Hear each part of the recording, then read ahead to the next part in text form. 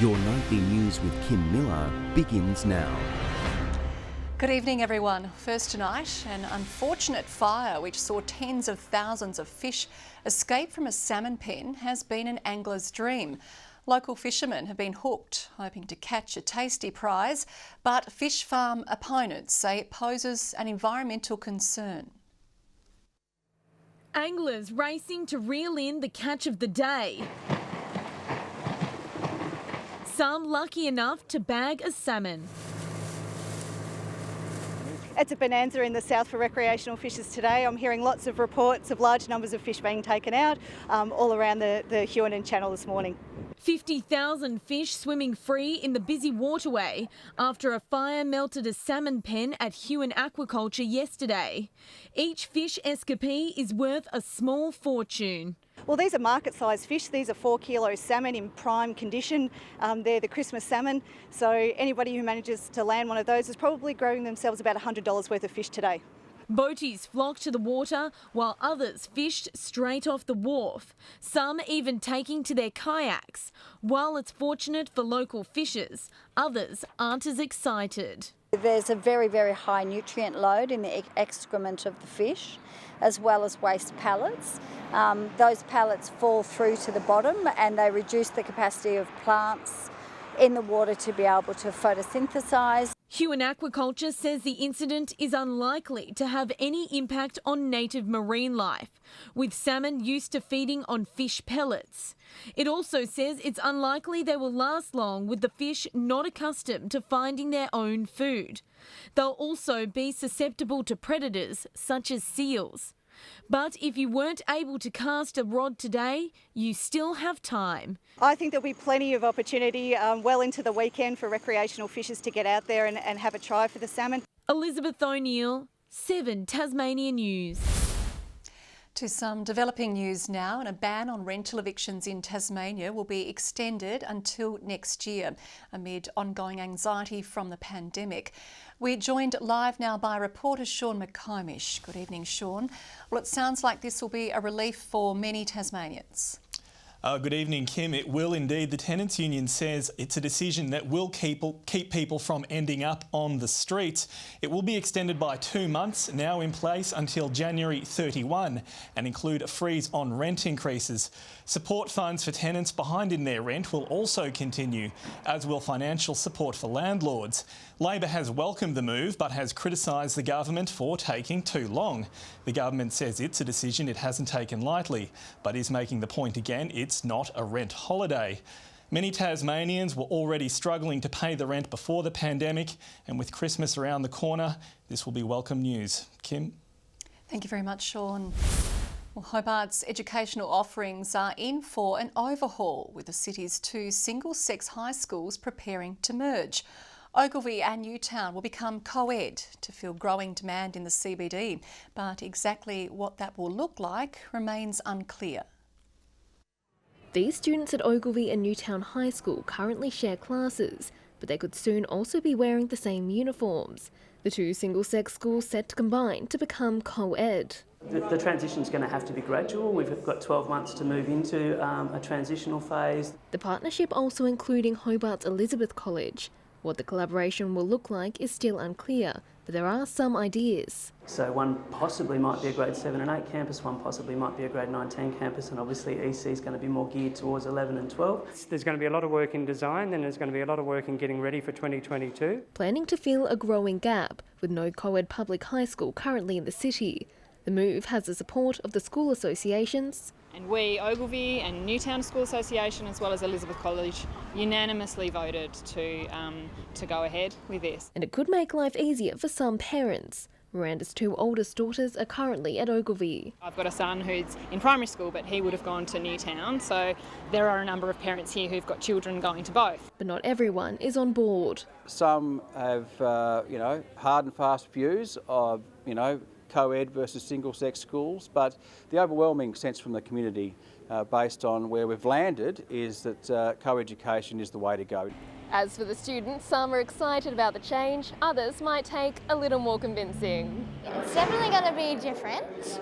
In the real world, we're with boys and girls, so we should all be used to it. Yeah, it's just great. It's something that should have changed by now. I'm mainly curious to see how it plays out with things like houses, school colours and names. The transition set to be complete by 2022. We're really looking for an opportunity to build that dream school, that idyllic school that the Hobart City residents are looking for. Hoping they'll be able to make that dream a reality. Meg Sides, 7 Tasmania News. Meanwhile, Cosgrove High School students won't be able to return to campus for at least 2 weeks after a fire destroyed several classrooms. The blaze, which broke out on Saturday night, caused around $2 million damage to 5 classrooms and staff offices. From Thursday, students will attend lessons at the nearby Claremont College while restoration work continues on the impacted classrooms. 2 youths have been charged with arson in relation to the incident. Teachers at TAFE have raised concerns up to 60% of students won't complete their courses this year. The Education Union says students are dropping out because of the transition to online learning triggered by the pandemic. They enrolled in those courses, they enrolled thinking they were actually going to do a face-to-face course. We're seeing classes now being expanded out to 30 to an online session for one teacher, and the students are once again saying that that's not what they actually want. TAFE says there is no evidence to support the claims from teachers. Police are investigating a wave of car break-ins on Hobart's eastern shore, following multiple reports of theft over the past 3 nights. Wallets and money have been stolen from 15 vehicles in Howrah, Clarendon Vale and Cremorne, with the burglary spree targeting unlocked cars in the area. Police are reminding the public that thieves are opportunistic and that cars should be left locked. Concerns over new Spirit replacement vessels and the direction of Tasmania's gambling industry dominated today's budget estimates hearings. Lingering questions over alleged pedophile James Griffin were again raised a day after the government announced a commission of inquiry. Another day of tough questions. Can I ask when you were first briefed about James Griffin? I first became aware when it became public. Alleged pedophile nurse James Griffin worked at the University of Tasmania accommodation from the late 80s until the late 90s. Today, those years were put under the microscope. Have you been in contact with UTAS to investigate any potential incidents in the Launceston halls of residence and to request a list of the schools that stayed there? Okay, no, I haven't followed that up. UTAS is undertaking its own review. The Education Minister making this pledge. I can only reassure yourself, Dr Woodruff, and the entire Tasmanian community that we'll do absolutely all we can. Gaming was also in today's spotlight. The Finance Minister confirming work will continue on the government's long-awaited and controversial gambling legislation next year, after COVID brought it to a halt. Do you acknowledge that there will be a significant and devastating human cost as a result of your policy and the legislation? There's no monopoly on care. We all want to achieve the best possible arrangements here. Then grilled over his hopes to make the new Spirits Australian-made. It may not be the complete job. It might be. It might be some of the job. Thank you. It might be more of the job than was previously the case. Debate descending into ridicule. There ought to be greater appetite in the shipbuilding industry.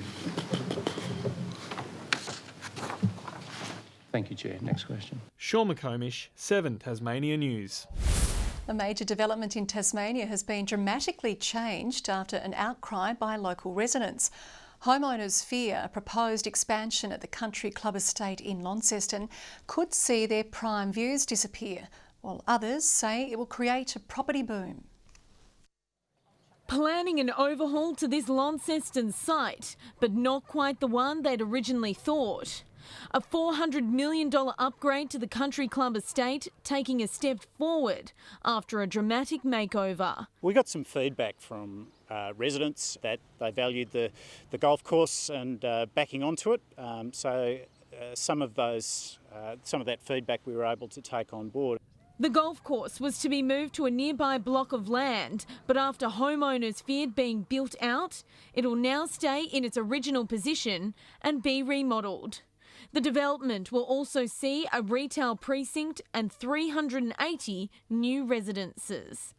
Local real estate agent Craig Beamish says it's set to cause a property boom in Prospect Vale. I think it'll certainly improve the local market. Our growth in Launceston's very impressive at the moment, but I think with more housing, because there is a slight shortage, and also for first-home buyers, I think it represents an awesome opportunity. But Wayside Butchery isn't convinced it'll be beneficial. I think it'll be a little bit of a negative, because if they put shopping centre in, it's going to stop people from Blackstone coming out to the major shopping centre. Australia's locked international borders has thrown the development off course. Renowned designer Beau Welling, who's made golf courses for Tiger Woods, is now in doubt. Beau Wellings is based out of the United States. We're still in discussions with Beau and we're really hopeful to have him involved. Obviously he needs to come out to Australia to see this.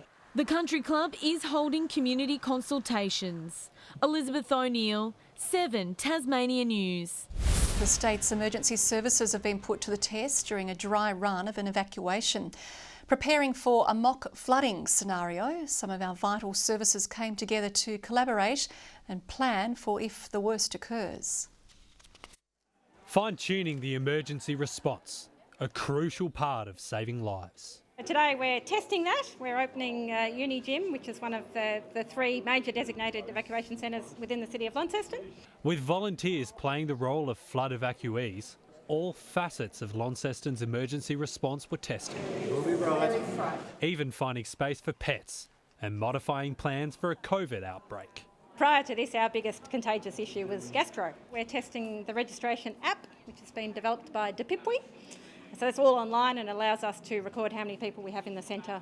St John Ambulance, the SES, the Salvation Army and the Tasmanian Health Service. Those were just some of the agencies on site for the disaster dry run. So we did a briefing session this morning as part of today's exercise where all of those agencies have got together and we've talked about the communication and collaboration requirements for today. And by getting everyone together, it really gets us to talk about what are the issues. Previous emergency responses driving the desire for these exercises. The fires in southern Tasmania really taught us about the need for collaboration and adaptability. The mock exercise helping participants learn important lessons so that in the event of an actual emergency when anxiety is a lot greater, that they're comfortable, that they know what they're doing. Josh Duggan, 7 Tasmanian News. Sydney has swung the axe on 2 Tasmanians. Burnie's Robbie Fox is now without a football home after 38 games over 4 seasons with the Swans, while Launceston's Jackson Thurlow has also been delisted after 17 appearances in his 2 seasons at the club. Sydney has also cut Zach Foote and Sam Gray. Tasmania's Daria Bannister faces more disruption leading up to the AFLW season. The Launceston star won't return to training for North Melbourne for another 2 months after injuring her knee in the TSLW Grand Final. The 21-year-old has undergone surgery, with the club describing her commitment to rehab as second to none. And the road to the Commonwealth Games has become a lot smoother for Tasmanian cyclists Lauren Perry and Josh Duffy, who have cracked an exclusive academy for future champions. For Perry, it also marks a turning point in both mind and body. Colombia 2015, Lauren Perry was on top of the world. But from the high, Perry wasn't spared the low. After Colombia World Cup, I got quite ill with some fatigue issues, which really set me back for a long time, and I'd get sick with viruses often, which meant that training never went to plan and I'd spend more time recovering from my virus than I would training. Only in the past 18 months has the 24-year-old started enjoying her cycling again. I've really kind of found my feet again and found good health as well. Finally got on top of all that stuff, which has really allowed me to put all the effort I need to into training. Her remarkable return to elite ranks has been rewarded, with Perry selected in the Australian cycling team's Podium Potential Academy. It means the nation's sharpest cycling minds will work with her to help her strive towards the Commonwealth Games and 2024 Paris Olympics. I have a renewed motivation, I think. I ride for probably different reasons than I used to, but at the end of the day, I still also want to win gold medals. but I also am probably not as stressed if I don't, as long as I have done my best. She'll be joined at the academy by Launceston's Josh Duffy, who's been invited back for another year to continue working closely with our Tokyo team. Whenever you're there training, you're trying to pick up little things off them. The 20-year-old is very much waiting in the wings for when his turn arrives. Another year's development for all of us. I guess the idea is we're knocking on the door pretty hard, hopefully, to try and push for any of those spots. The Launceston duo sticking together. We're going to be next door neighbours. So he's so lucky. It's a great comeback story. Hopefully more good news to come out of that, Kim. Definitely great ambassadors. Thanks very much, Tom. Good evening. 24 was the state's top today in Hobart, Launceston 22, 20 in Burnie, Devonport 19, 20 across at Helens and Grove, Strawn 16 and Flinders Island 17. On the close-up shows cloud across the state. Further out, cloud and thunderstorms associated with a low-pressure system and troughs can be seen from WA to the Northern Territory. Tomorrow the high will move slowly east as the cold front moves into the Central Bight. Northwesterly winds 15 to 25 knots tomorrow, swells up to 3 metres in the west and south and around 1 metre in the north. A gale warning is current for the southwest coast from southeast Cape to Low Rocky Point, and a strong wind warning for the upper east coast from St Helens Point to Wineglass Bay and for remaining southern and western waters. Tomorrow's forecast now: Hobart 28, 26 in Geeveston, mostly sunny in Bothwell. In the north, cloudy across Launceston and Devonport, Cressy 23. Burnie tomorrow cloudy, 22 in Strawn, Curry partly cloudy. Mostly sunny about St Helens and Swansea and Orford 28. The UV forecast is mostly extreme across the state with the sun setting at 8:23 p.m. Looking ahead to the 3-day forecast, Thursday showers about the west and far south clearing by evening. Friday light showers about the north developing about the west, and Saturday showers about the north during the afternoon. Capital cities 28 and cloud clearing in Perth tomorrow. Sydney partly cloudy and 34 and mostly sunny in Cairns. And currently Hobart cloudy and 21, Launceston 19 and Devonport mostly cloudy and 17. That's all for weather tonight, Kim. Thank you very much, Jackie. See you tomorrow. And that is your news for now. I'll be back later with updates. Thanks for joining us this evening. Good night.